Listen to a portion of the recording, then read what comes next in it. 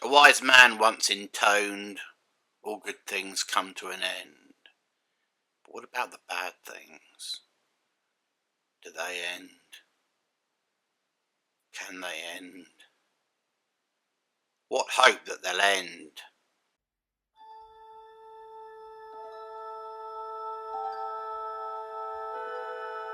Space. A continuous extension interval between planets, stars, and other objects. These are the critiques of the critic McElvoy. His continuing mission to review strange new shows, to seek out new work and new bastardizations, to boldly note what no critic has noted before.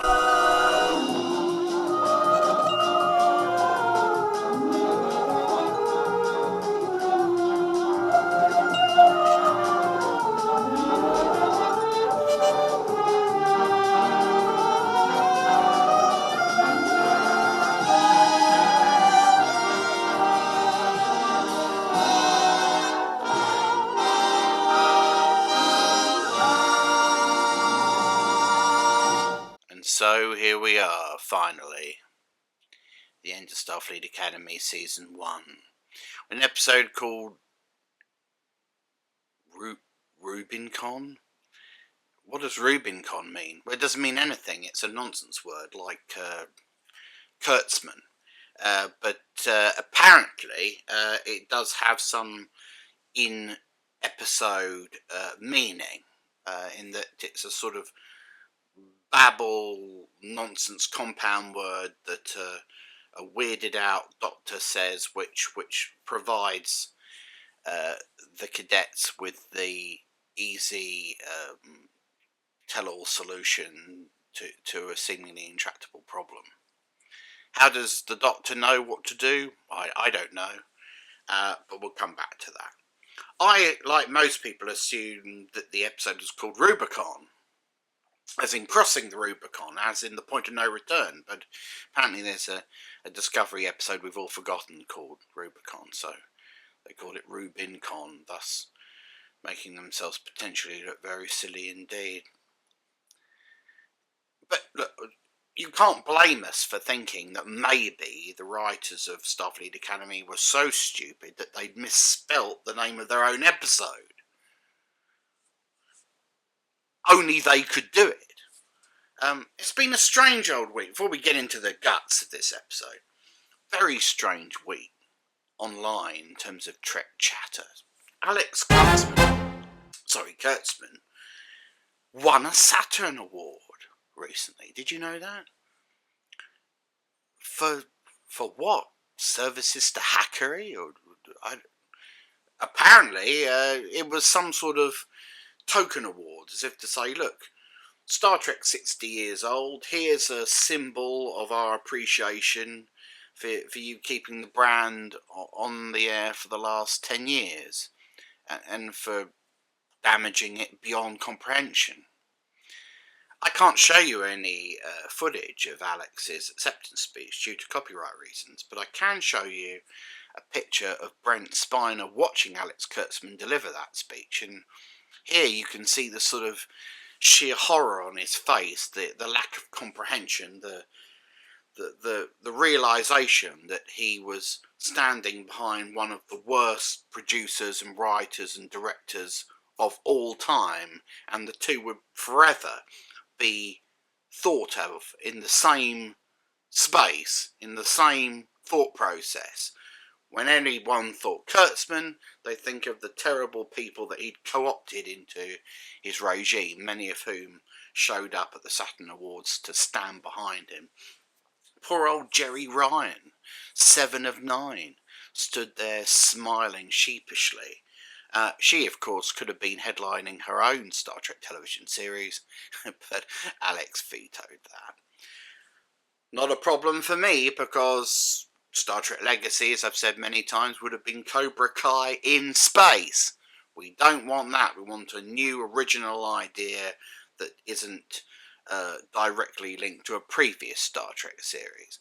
In a way, Starfleet Academy, one could argue, and I am going to argue it, it's essentially that idea anyway, isn't it? It's a bunch of space kids supported by some old Star Trek characters, you know, learning the ropes and so on, going off into deep space and having adventures, even though they're supposed to be students at home.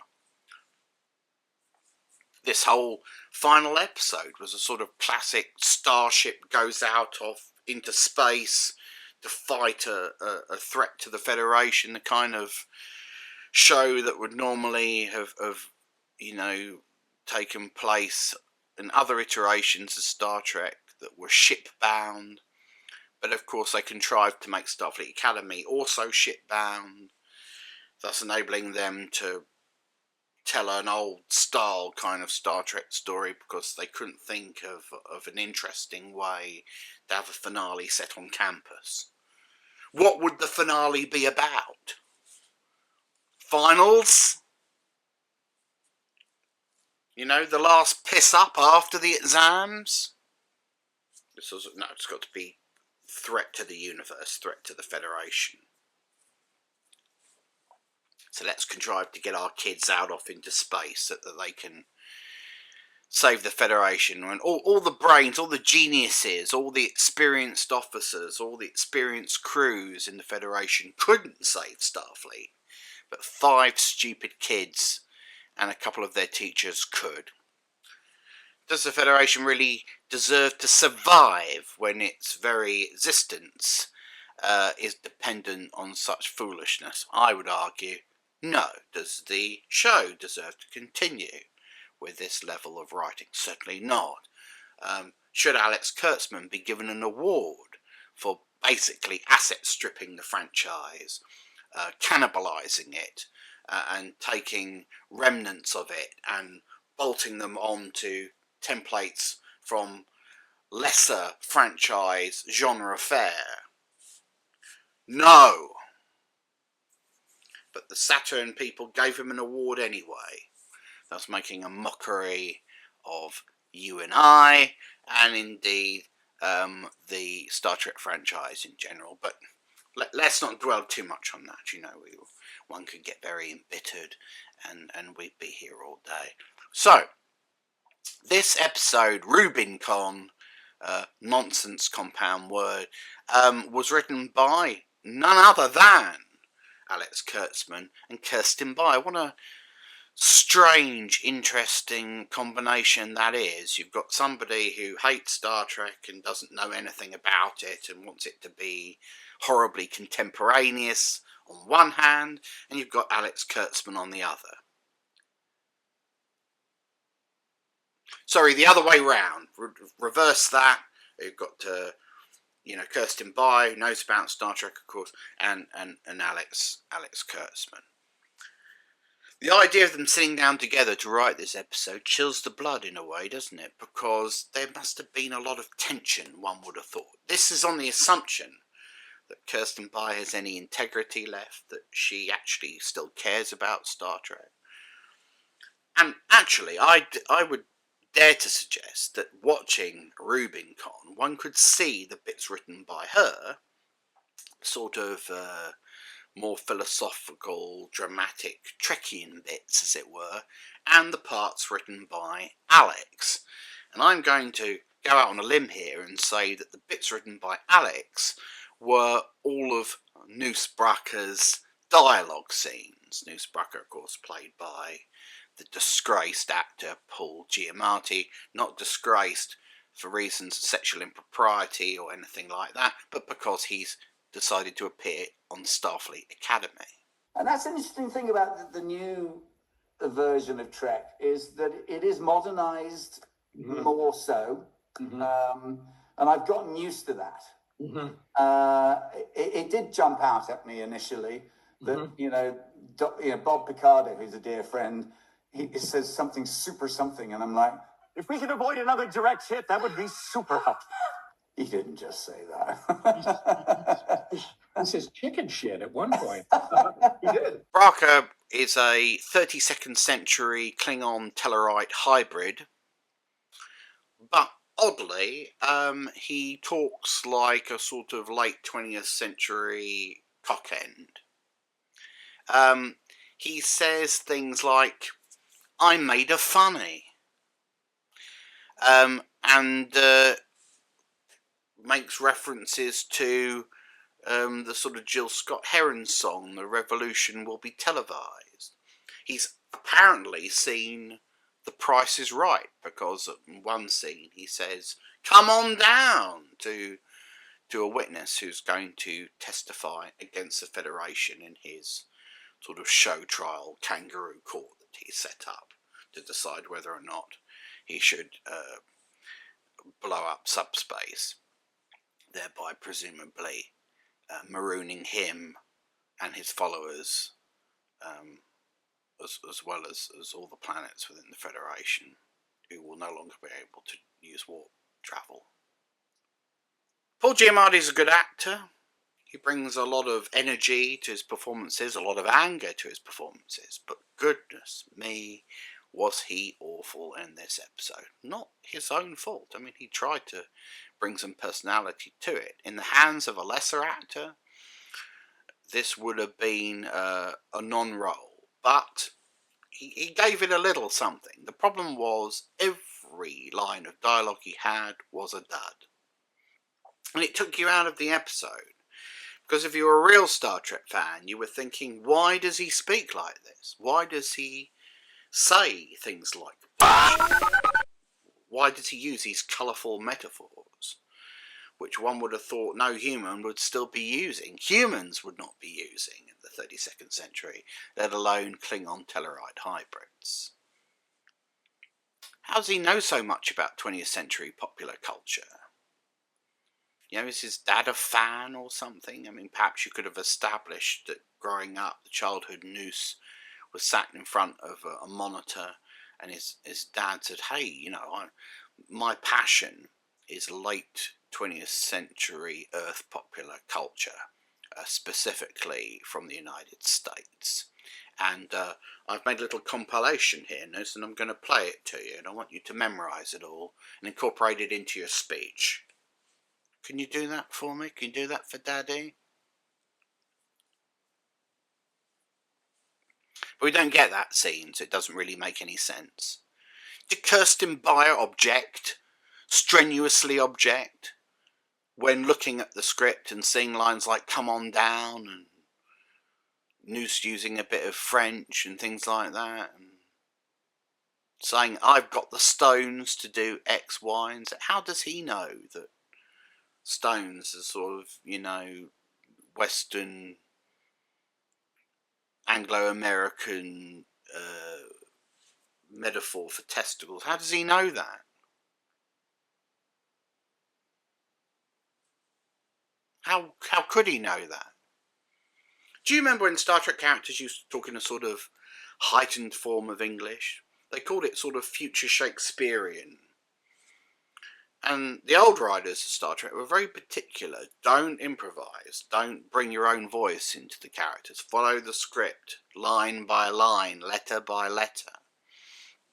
Because you're not talking like people talk in the real world. You're talking like people speak in our imaginary conception of the future.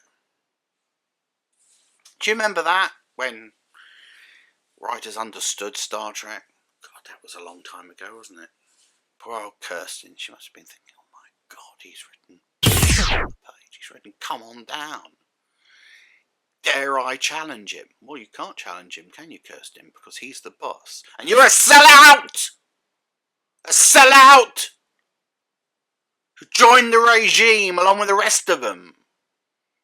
You're like Robert Picardo and Jonathan Frakes and all these other imbeciles who go online to tell us, the people who know, that we are the ones that have a problem, when they, in fact, have denigrated the franchise and the brand and the thing that Gene Roddenberry created. But you knew that, didn't you? It must have been awful for you, having to collaborate with Alex, of all people. My God. And you did your best, didn't you, Kirsten? You tried to make those kangaroo court exchanges a bit more interesting. tried to add some intrigue, some psychological depth to the characters, but you couldn't quite do it. Couldn't quite do it because they weren't quite well drawn enough. None of the characters in the show are really very well drawn. One assumes it was Alex who wrote the line about Genesis needing to take a slash when she assumed the captain's chair. Was that one of his? Tell me it was one of his. I need a pee. That's the sort of contemporary thing that young women say, isn't it? In Alex's mind, in the media that he's seen. The stakes were high in Rubicon. We had our wall of, of Omega-47 mines. Most dangerous molecule replicated. Apparently for energy purposes. Don't the Federation ever learn? Why would you rely on an unstable molecule that can destroy subspace for energy when you haven't worked out a way to stabilise it? But apparently there is an easy way to stabilise it, a very easy way. And it's so easy to do that the Doctor knew about it. But he neglected to tell anybody when he could speak. To allow the Athena to get away, the Doctor, with his trusty old mobile emitter, was downloaded into the ship's computer or something, and he used his hollow matrix energy type thing to project a double of the Athena, which Brucker's people destroyed, so the real Athena could escape. And when he came back, he was sort of fragmented and discombobulated and couldn't speak properly. And that's the moment he chose to tell the crew how to fix everything and save the day and save the Federation. Boy, wouldn't it have been great if he'd mentioned it before then?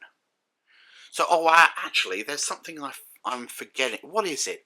Something I meant to say to you all about the Omega-47 molecule. It's really important.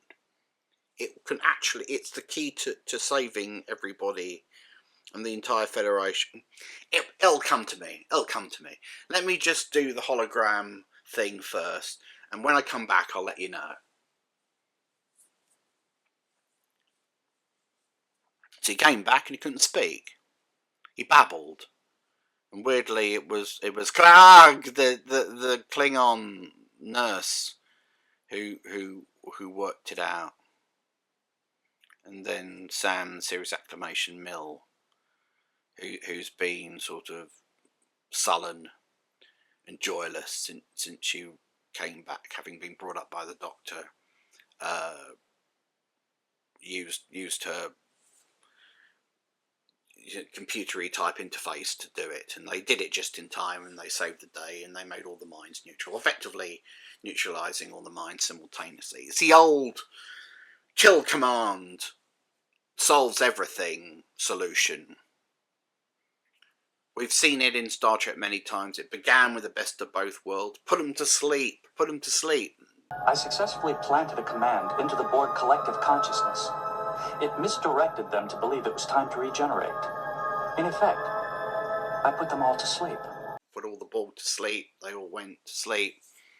And they've copied it in New Trek before, and here it was again. The one thing you can do to make the enemy's, armada useless with a single kill command. And the kill command in this instance took the form of stabilising the Omega molecule, so all the minds became benign simultaneously. Convenient, innit? But the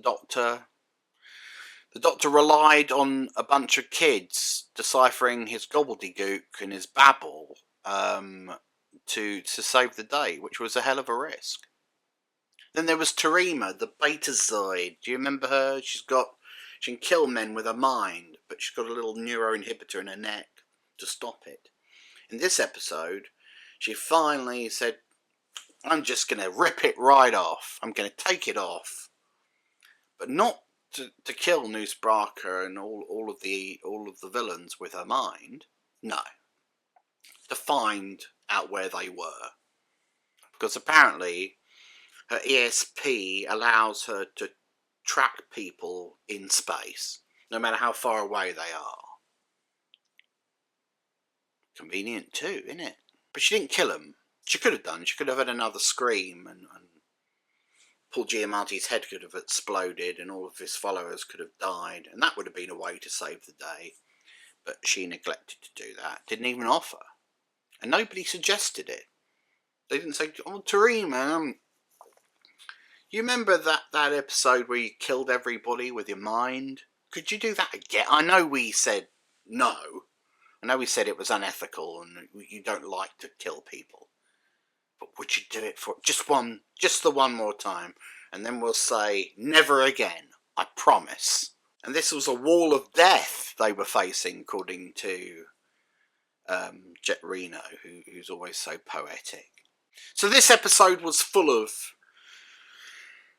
Kurtzmanian, if you like.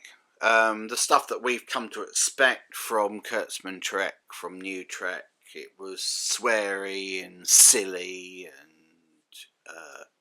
illogical, and it was all about superficial spectacle and excitement and sort of action movie beats, but it lacked any psychological depth, any nuance, any intelligence, really. And of course, a lack of imagination that we is now synonymous with this show and all of Kurtzman's shows. You know, Newsbrucker transmitting his show trial on a sort of alien news network. We've seen it before in Picard, this idea of intergalactic news networks.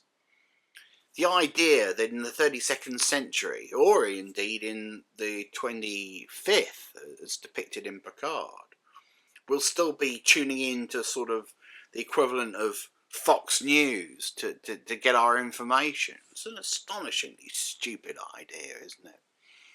They didn't see that episode of TNG, The Neutral Zone, where Data told somebody from the 20th century, "Oh, we don't have television or its equivalent any longer. That form of entertainment didn't last much beyond the year 2040. And now we're living in the 2020s. We can see how that's going to come about, can't we?" It was full of nonsense, the usual philosophical gubbins. A line that caught my eye was, "We have to be who we are right now," which is profound if you don't think about it. Poor old Kirsten Barr, locked in a room with Alex Kurtzman, trying to thrash this one out. Did she even get a say? I imagine she just sent her draft off to Alex and he corrected it. Sorry, Kirsten, this is a bit Trekkie, and I'm just gonna spruce it up a bit. I'm gonna just sort of OC it a little, if that's all right with you. That's what our imaginary audience of teenagers want to see. People who've never watched Star Trek and thus have no interest in watching this, and having seen a bit of this, will never watch anything with the Star Trek branding on it again. We were supposed to take comfort from the fact that this was the last episode of Starfleet Academy, at least for a while. But we can't even do that, because we know there's another 10 episodes in the can. This has always been Alex Kurtzman's strategy for sort of extending his stewardship of Star Trek. You know, front load production, make as much crap as possible, release it, spread it out over as long a period as possible. So he's always got something going, always got something on the air. And that fosters the illusion that he is still the sort of creative custodian of the thing, and thus presumably in contract negotiations he can point to these shows and say, "Hey, look at the things we've got going." He dared to suggest recently online that the new Paramount regime was sort of discussing things with him. They were having very positive discussions, allegedly, about old shows and new. Well, we know that almost all his old shows have wrapped up. None of them are currently in production, which gave us hope. But then we've got the likes of Henry Alonso Myers saying, "Oh, no, what we want to do is make things like Star Trek Year One," which is in case you missed it, the first year of Kirk's 5-year mission.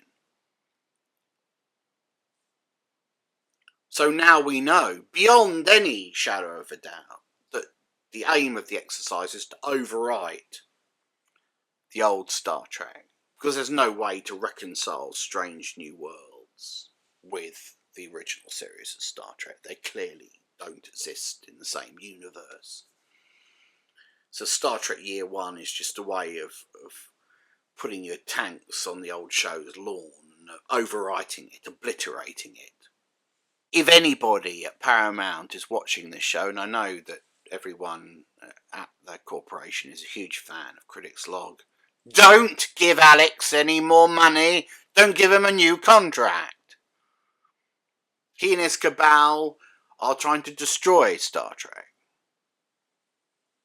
They're trying to overwrite it and undermine it and turn it into something else. Something that absolutely nobody wants to see. For God's sake, sack him. I'd give everything I own just to be able to sit on a plane with the CEO of Paramount Pictures for 8 hours and explain to them, a captive audience in an enclosed environment, what's wrong with New Trek. And hopefully by the time we got off the plane in, I don't know, the Caribbean or Vegas or wherever the hell we were going, I will have convinced them that going with a new creative team is the right thing to do. If anybody watching can facilitate that, I'm available, ready to fly at any time. Just let me know. We're halfway through a show that's probably already dead, doesn't know it's dead. Second season's in the can. Nothing we say or do will have any bearing on the content of that season. In the old days, of course, a show that had performed this badly, both critically and in terms of audience figures, would be axed. You'd never see that second set of 10 episodes, but they've made them. They've spent a ridiculous amount of money on them. They're going to show them. They're going to put them out. So we're going to have to endure that. So even if Alex Kurtzman's contract was cancelled tomorrow, we've still got to endure one more season of this shit, one more season of Strange New World. Well, 1.5 seasons of Strange New World. It's never quite over. It's going to be a long while, way into 2027, before we can finally say, that's it. 10 years of horror will be over, we hope. But in the meantime, we're halfway through a show that nobody cares about, and that's curiously made no mark on the culture except to become a sort of point of hatred for a lot of people. It's focalised a lot of discontent. It's become a sort of synonym for failure, creatively, commercially. And everyone associated with it comes off worse. It's kind of a shameful thing that they've done. But maybe one day soon we'll get the happy news that Kurtzman's contract has been terminated, that he's gone into hiding, witness protection from millions of Star Trek fans who'd like to remonstrate with him, and we can all turn the page, if you will, and look forward to a new era of Star Trek that hopefully does not resemble this era in any way. So thank you for watching for another series of Critic's Log. We'll be back, and so will you. Until then, I'm Dr. McAvoy, it's not my real name. Out.